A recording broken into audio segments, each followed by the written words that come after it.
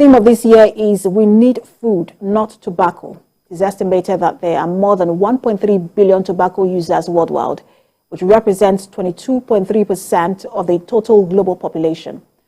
According to a recent report of the WHO, tobacco-related ailments such as cancer, diabetes, heart disease, stroke, lung illnesses, eye disease, tuberculosis kill about 8 million people each year around the world, and 1.2 million out of the figure lose their lives from exposure to secondhand smoke. In Nigeria, the WHO has estimated that over 30,000 Nigerians die yearly as a result of tobacco-related diseases. And joining me virtually from France for more discussion on the World Tobacco Day, World No Tobacco Day, is an environmental activist and chairman, Nigeria Tobacco Control Alliance, Akinbode Oluwafemi. Good to have you join us. Good afternoon.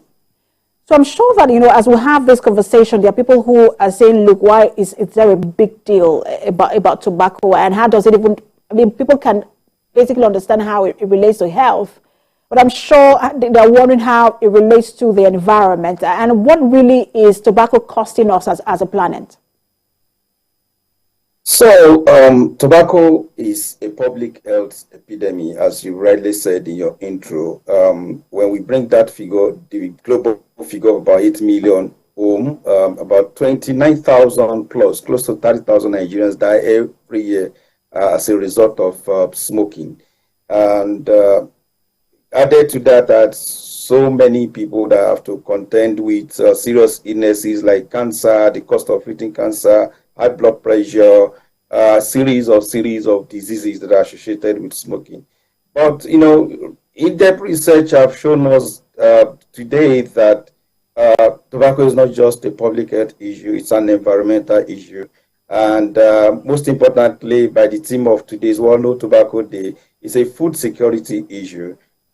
In terms of the environment, about 45,000 billion cigarette butts, are thrown around the world every year. They cause environmental nuisance. They contain microplastics. They eventually ended up in our soil, in the marine, the ecosystem, and the rest of them. The whole processes of growing tobacco itself, you need a lot of chemicals. You need to cut wood for what is called curing, and that degrades the environment. Now, when you grow tobacco as a crop is a major environmental stressor. And so when you introduce those chemicals, it actually degrades the farmland, and you can no longer plant food crop. They will no longer thrive on those farms. But most importantly is the fact that even those farm acreages that were supposed to be used to cultivate food, are used to grow a crop that is not wholesome, that is further exacerbating, public health problems in the world. And so today, we're using this opportunity now to call on governments around the world that over 300 million people are dying as a result of hunger. Over 150 to 200 million Africans are at the risk of severe hunger, and that the farmlands that they used to cultivate tobacco should be used now to cultivate crops. To cultivate other crops. And you raise a very key issue, because just like, as you speak, I realize that just like, the oil companies and the impact on climate change and the planet, this is really more about accountability.